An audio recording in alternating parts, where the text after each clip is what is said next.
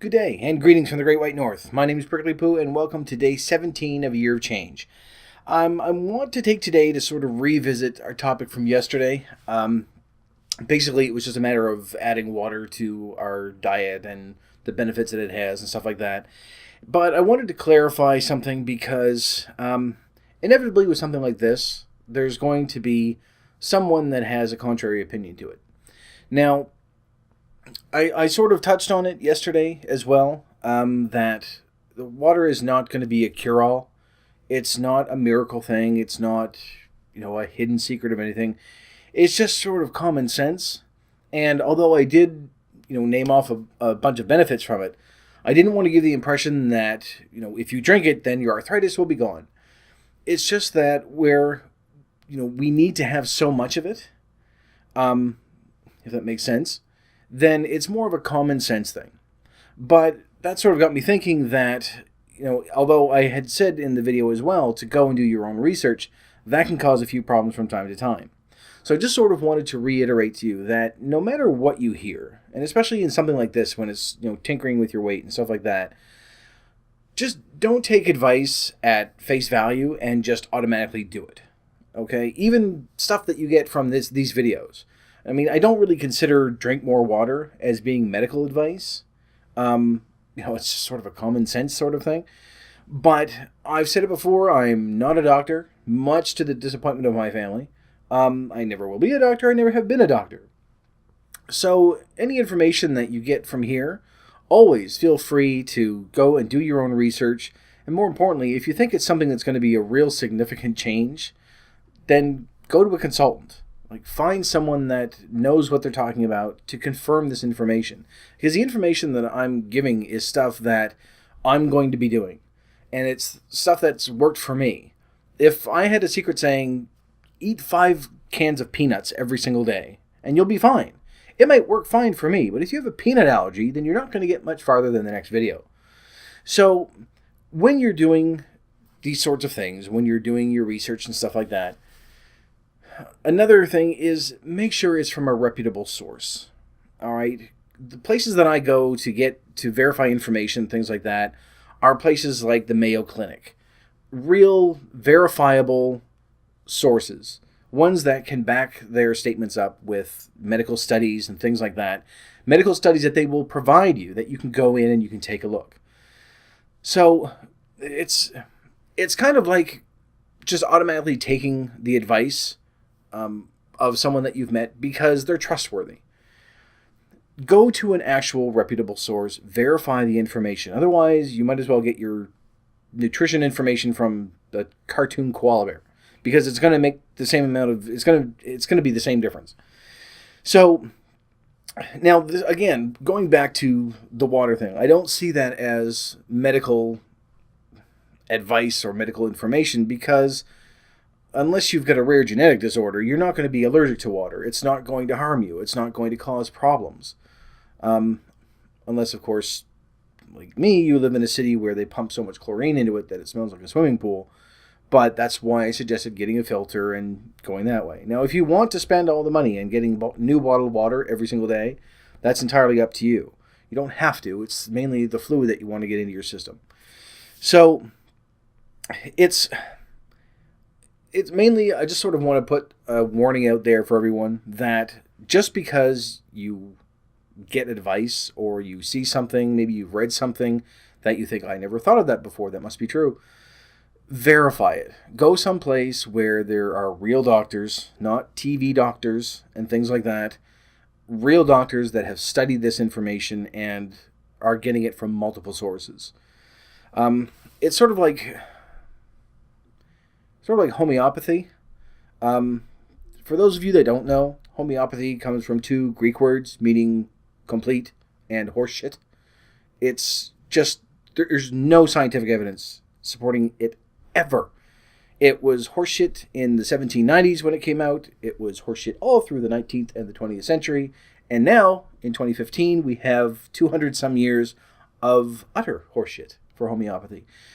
So, and yet there are still people that will say, no, this is real healing. And it isn't. It really isn't. And so don't fall into that same sort of trap when you're reading something about your diet or advice that you should get, without verifying it. For example, when I was looking up information about water, had no idea about your bones and your joints and any of that stuff. But the digestion thing it wasn't really a surprise to me. But there were a couple of entries that I did read. Not from real doctors, mind you, but from people like Body Tough number 232 or whatever, that said, oh, if you drink cold water before a meal, then it hinders digestion and can damage you.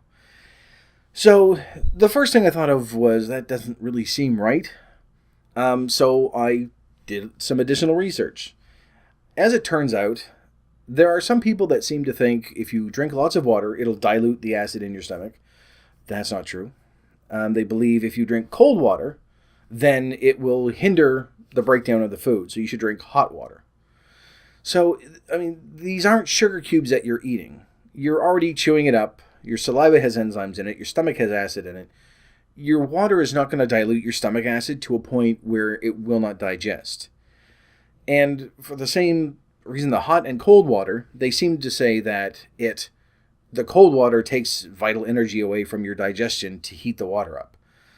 Well, when you look at that, if you were to drink an entire 8-ounce glass of ice water just before you ate, then your stomach would use up 8 calories to warm it to body temperature, because it's not a stove. Your body temperature is going to warm it up. So I'm not sure where they originally got the information, but again, it's not a real doctor that's providing it. Not even a dietitian that's providing it. Which reminds me, if you are looking at a dietitian or a nutritionist or something like that, make sure it's a dietitian. Dietitians have a degree. They have proven that they are a medical profession. Nutritionist, I can register myself as a nutritionist. In Canada, in the United States, it doesn't matter. You don't need a medical degree for that. Technically you don't need a medical degree for a dietitian. I think it's a bachelor's degree. But there are certain terms that, like a nutritionist is, again, like a cartoon koala bear, like Dr. Snackykins or whatever it is, or Snacky Bits. So when you are going to your sources, make sure it's someone who's reputable. Make sure it's someone who knows what they're doing. Make sure it isn't just some holistic natural therapy water snake oil peddler. You need to make sure that you're getting your information from reliable sources.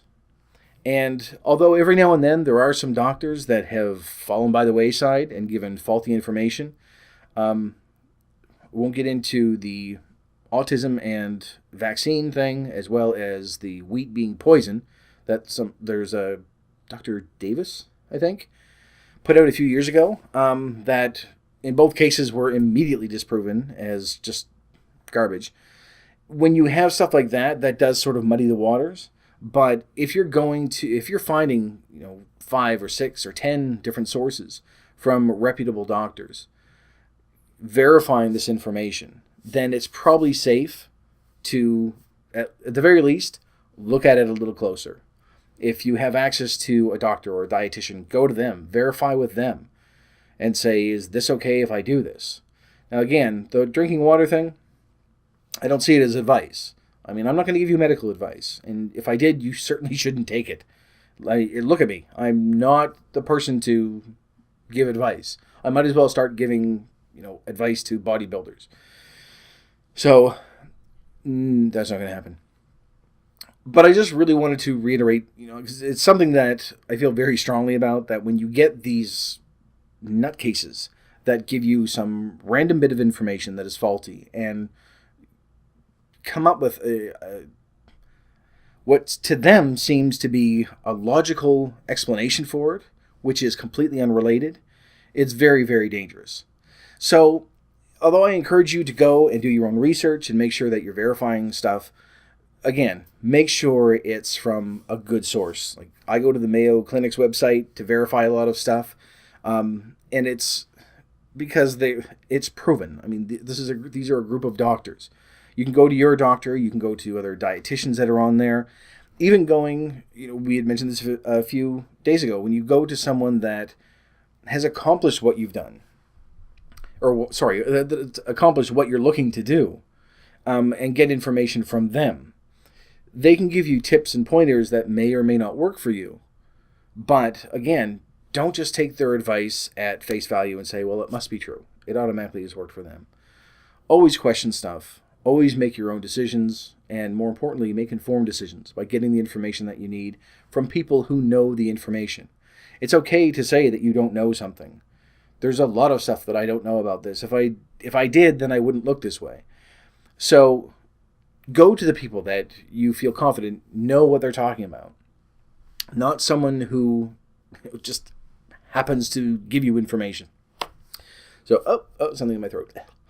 Anyway, that was it. I didn't want to sort of just make this a long rant, but I really wanted to sort of put that out there, saying that any advice that you get, even from me, double check. Do what you feel is right for you. The water thing is very simple. It's very straightforward. And the majority of the changes that we're going to be making are going to be like that. Like, drink more water. Add fruit and vegetables to your diet. Eventually, cut back on salt and greasy foods. I mean, these are things that have been common knowledge that any doctor or any dietitian is going to agree with. Once I start giving you advice, like you need to stand on your head for 2 hours a day, then you can start questioning. But until then, I'm going to keep things very simple, very straightforward, and very easy for us to do, and a lot of things that are just simply going to make sense. We're just going to take it very, very slow. So that is it for this video. Sorry if it came across a bit angry, but I wanted to make sure that my point got across. So until next time, thank you very much. If you like the video, please poke the like button for me, and keep yourself warm and fuzzy, and I will see you in the next video. Bye-bye.